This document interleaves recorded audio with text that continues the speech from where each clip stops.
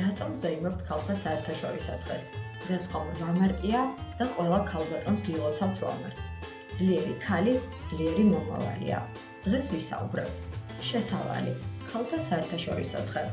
რატომ აღინიშნება 8 მარტი? სამი გამორჩეული ქართველი ქალის შესახებ გიამბობთ, ჩემი სუბიექტური მოსაზრებით, რა გამოწვევების წინაშე დგანან ქალები მსოფლიოში, როგორ აღინიშნება ეს დღე და ფრაზები ქალების შესახებ. დავიწყოთ. 1917 წელს ძველი სტილით 23 თებერვალს, ხოლო ახალი სტილით 8 მარტს ქალთა საერთაშორისო დღეს გაფიცული ქალები მშრომელები ბინებისა და საკვების ფასის ზრდასა და უმუშევრობას აპროტესტებდნენ. მდგომარეობა მალევე დაიძაბა და ამბოხებული ქალები პირველი მსოფლიო ომისა და ავტოკრატიის დასრულებას ითხოვდნენ.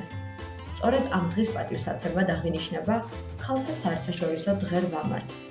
აბულა არის წყარო დაჩი აბულაძის შესანიშნავი სტატია და ასევე აღსანიშნავი არის, რომ მე-20 საუკუნის დასაწყისიდან ძლიერდება ქალთა მასობრივი გამოსვლები.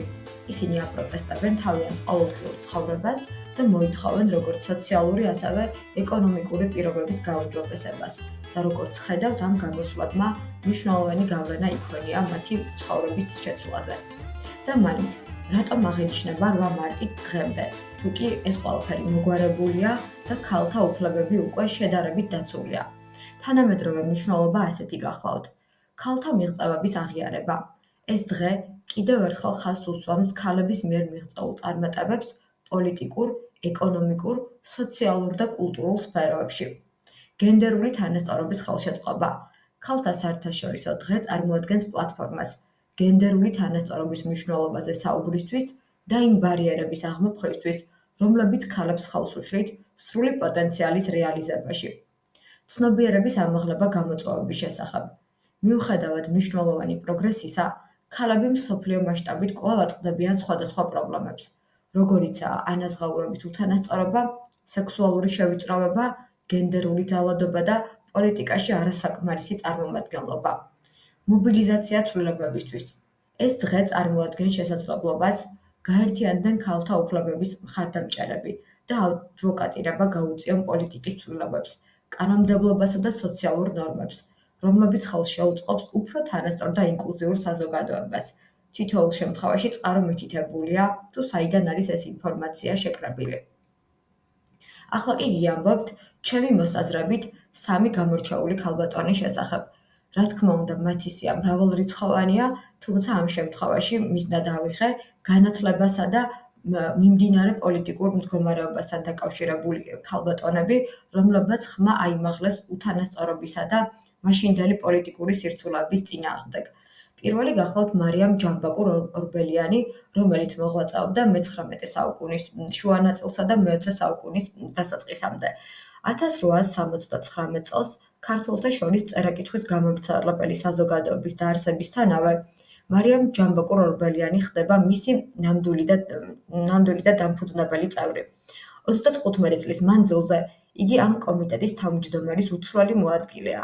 პარალელურად იგი აქტიურად საქმიანობს სამუსიკო სასწავლებლის, შემდგომში კი თბილისის სახელმწიფო კონსერვატორიის კომიტეტშიც. ქრისტინე შარაშიძე. იგი მეფის რუსეთის წინააღმდეგ იბრძოდა. ახალგაზრდობიდანვე ჩართული იყო ეროვნულ-განმანათლებელ მოძრაობაში. აღსანიშნავია, რომ აქტიურად უჭერდა მხარს ქართული კულტურისა და ენის დაცვას რუსიფიკაციის პოლიტიკის წინააღმდეგ. იგი არის პირველი ქართველი ქალი მეცნიერი და ქრისტინე შარაშიძე იყო ერთ-ერთი პირველი ქართველი ქალი, რომელმაც სერიოზული კარიერა შექმნა აკადემიურ სფეროში. მისი განათლება მუდმივად ვითარდებოდა, ის იყო ქართული წიგნის ისტორიის ერთ-ერთი ყველაზე გამორჩეული მკვლევარი, აქტიურად მუშაობდა ქართული ხელნაწერების შესწავლაზე და მათი დაცვა-პოპულარიზაციის საქმეში დიდი წვლილი შეიტანა. თავისი ნაშრომებითა და პედაგოგიური მოღვაწეობით ბევრი ახალგაზრდა მეცნიერი აღზარდა.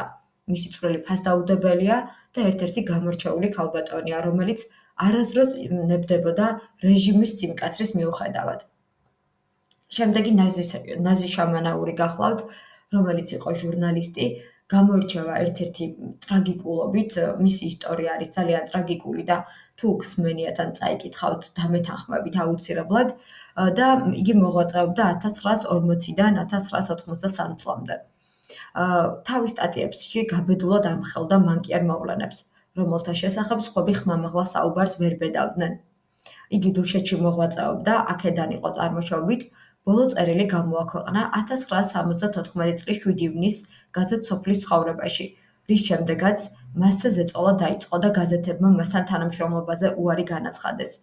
ვაჟაობის დღესასწაულზე ღია პროტესტი გამოვიდა იგი სიტყვით და ჩარგალში საჯარო დამხილა დუშეთის რაიონის ხელმძღვანელობის კორუფცია და საქართველოს მძიმე მდგომარეობა. მას არ დაასრულა ბინეს გამოსვლა, წაართვეს ის ხელნაწერი და გამოსვლის შემდეგ უშიშროების თანამშრომლებმა ის და მისი დედა დააკავეს.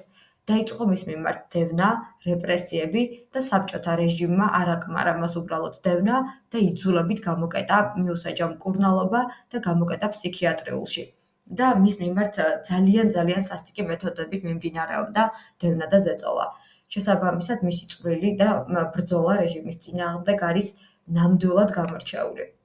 რაც შეეხება გამოწვევებს, დღესდღეობით მიუხედავად იმისა, რომ 21 საუკუნეა და პროგრესი დაჩქარებული ტემპით მიმდინარეობს, კვლავ ძალიან დიდი არის გამოწვევები ქალთა მიმართ. პირველ რიგში ეს არის ანაზღაურების უთანასწორობა.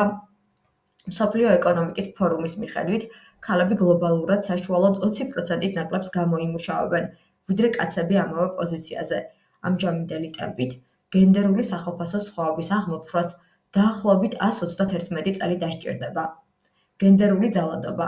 მსოფლიოში ყოველი მესამე ქალი ცხოვრების განმავლობაში ფიზიკური ან სექსუალური ძალადობის მსხვერპლი ხდება. პანდემიის პერიოდში კი ეს პრობლემა კიდევ უფრო გამწვავდა. ეს უახლესი მონაცემები გახლავთ 2024 წლის. პოლიტიკური წარმომადგენლობის ნაკლებობა. ქალები მსოფლიოს პარლამენტის მხოლოდ 26.5% შეადგენენ, ხოლო მხოლოდ 28 ქვეყანას ყავს ქალი სახელმწიფოს ან მთავრობის მეთაური, ესეც 2023 წლის მონაცემები არის.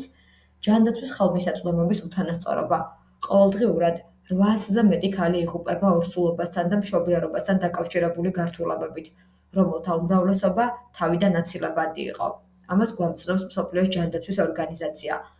განათლების ხელმისაწვდომობის პრობლემები.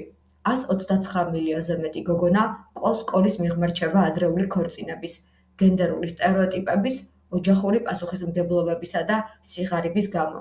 ეს გახლავთ იუნესკოს 2022 წლის მონაცემები.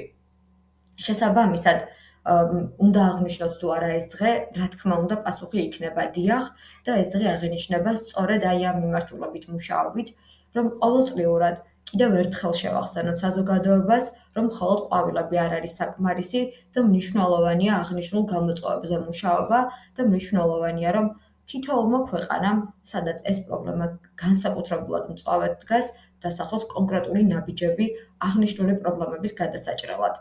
ახლა კი ცოტათი რომანტიკულ ტალღაზე გადავერთოთ და 5 მნიშვნელოვან ფრაზას გაგიზიარებთ ქალბატონების შესახებ.